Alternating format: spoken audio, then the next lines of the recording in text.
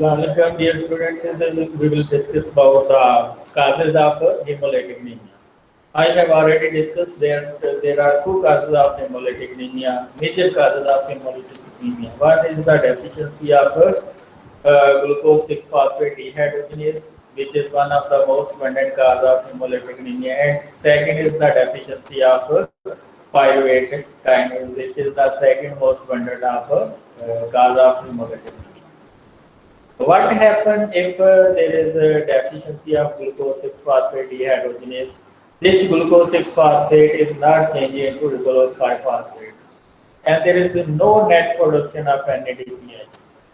This NADPH is very important to get the reduced state of glutathione. That is the oxidized state, and that is the reduced state. In a reduced state, glutathione reductase, if there is no NADPH, then there is no working of glutathione reductase. It is the cofactor of glutathione reductase. NADPH is the cofactor of glutathione reductase. It will cause the oxidized state of glutathione into reduced. For which enzyme? Glutathione peroxidase. It will make the reduced state of glutathione peroxidase, which remove the free radical of H2O2 into water. Okay, so if there is no reduced state of glutathione, it means there is no NADPH production through glucose 6-phosphate dehydrogenase. So if there is deficiency of glucose 6-phosphate dehydrogenase, this NADPH is not produced. So that reduced state of glutathione, which is produced by glutathione reductase, is not produced.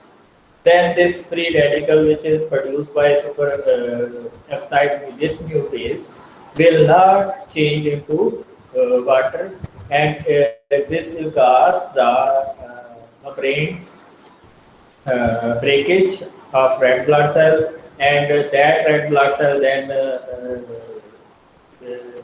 get D-shaped and get destroyed by the reticuloendothelial cells of the spleen. So these three enzymes work together: superoxide dismutase, glutathione peroxidase, and glutathione reductase. What happens? This superoxide dismutase take the free radical of oxygen and produce another free radical which is less toxic, H2O2.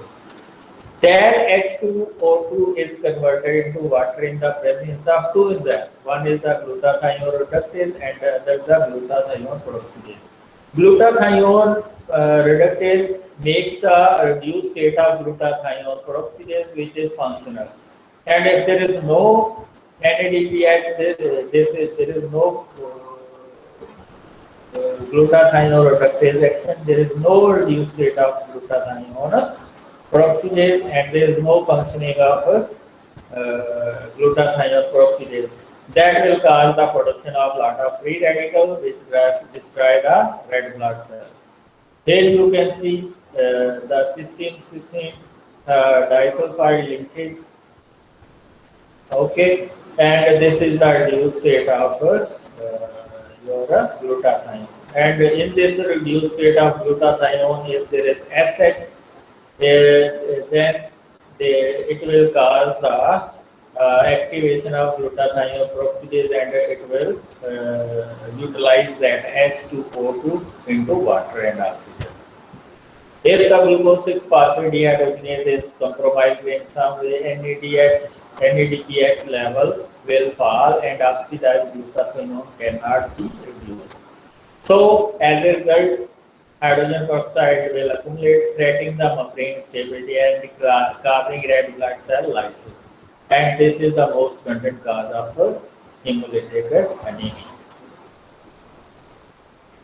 Defective glucose 6-phosphate dehydrogenase result in enzyme with unstable structure. Patient with 10% glucose 6-phosphate dehydrogenase activity of normal activity enough to generate NADPH under normal conditions. So, if 10% glucose 6-phosphate dehydrogenase is functional, then it will produce enough NADPH to make a cofactor for the glutathione reductase. Newly made red blood cell have normal glucose 6-phosphate dehydrogenase activity. Patient recover quickly after 8 days. Fava beans contain such material chemical which can cause the deficiency of glucose 6-phosphate dehydrogenase. Important in Middle East, high in protein, frost-resistant, perennial, genetically modified fava bean being low in medicine and so uramil which use the glucose 6-phosphate dehydrogenase. So the red blood cell drives its energy by converting glucose into two molecules of lactate, giving two ATPs. 10% of glucose entering the red blood cell flow into the pentose phosphate pathway to generate NADPH. 90% of glucose is utilized in glycolysis and 10% is utilized in a hexosomal phosphate pathway. NADPH is necessary to keep the glutathione in a reduced state to maintain the membrane integrity. So, glucose 6-phosphate dehydrogenase deficiency is an inherited disease characterized by hemolytic anemia caused by the inability to detoxify oxidizing agents like H2O2 and O negative. Glucose 6-phosphate dehydrogenase deficiency is the most common disease producing enzyme abnormality in human affecting more than 200 million individuals worldwide. That's why it is the most abundant cause of hemolytic anemia. The deficiency has the highest prevalence in the Middle East, tropical Africa, Asia, and parts of the Mediterranean. Glucose 6-phosphate dehydrogenase deficiency is excellent, and that's why the males are more affected as compared to females. And is in fact a family of deficiency caused by the more than 400 different mutations in the gene coding for glucose 6-phosphate dehydrogenase. Only some of these mutations cause clinical symptoms. Here is the same, again the deficiency, same diagram which I have already discussed. Glutathione also help to maintain the reduced state of sulfidal group in the protein, including hemoglobin. So it is also required for hemoglobin. Oxidation of the those sulfidal groups lead to the formation of denatured protein that form insoluble muscle, which is known as hind body, that attach to the red blood cell membrane. Here you can see if there is no NADPH, then what happens?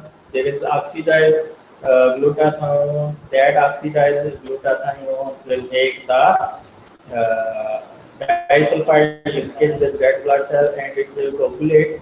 These coagulation are known as hind body, and these will be described by the macrophages of the body.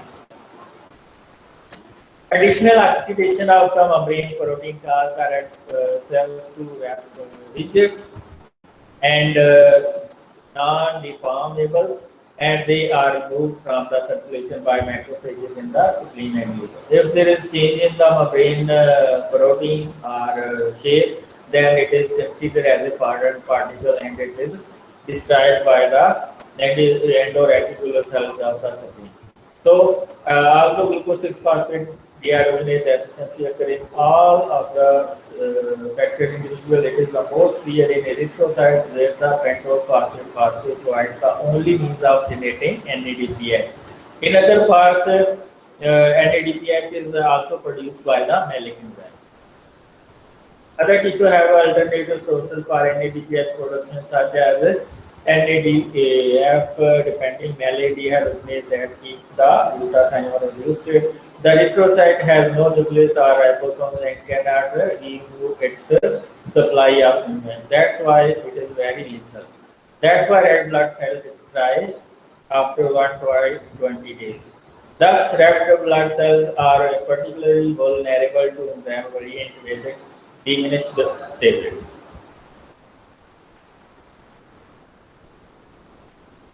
Neonatal jaundice, babies with glucose 6-phosphate dehydrogenase deficiency may experience neonatal jaundice appearing 1 to 4 days after birth. Why? Because more red blood cell get destroyed and it will cause the more bilirubin formation. The jaundice which may be severe result from impaired hepatic catabolism of heme or increased production of bilirubin. Here you can see the second most method of cause of hemolytic anemia, which is the pyruvate kinase deficiency. What pyruvate kinase do? It converts the phosphoenol pyruvate into pyruvate, which is the last reaction of glycolysis. If this reaction is not happened, what happens? Then the energy level will get decreased. When the energy level gets decreased, there is no ATP production in red blood cell. The only way of getting of energy is glycolysis in red blood cell. Why? Because red blood cell contains no mitochondria. So if there is no glycolysis, no ATP production, no ATP is pumped, it will reshape the red blood cell and it gets destroyed. Hemolytic anemia develops. Normal mature erythrocyte lack mitochondria and therefore completely depending on glycolysis for the production of ATP. This high energy compound is required to meet the metabolic needs of the red blood cell and also to fuel the pumps necessary for the maintenance of the biconcave flexible shape of the cell, which allow it to squeeze through the narrow capillaries.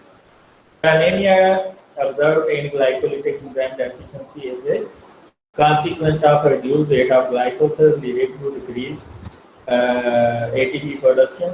If there is low ATP, no sodium potassium ATP pump will work, which will destabilize the membrane of the red blood cell.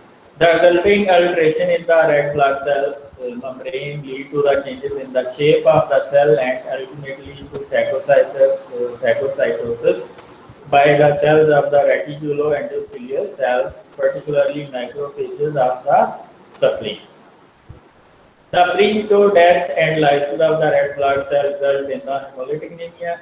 Among patients exhibiting genetic defects of glycolysis enzyme, about 95% show a deficiency in pyruvate kinase, and 4% exhibit phosphoglucose assimilase deficiency. Both can cause the hemolytic anemia, but the most dangerous is the pyruvate kinase deficiency.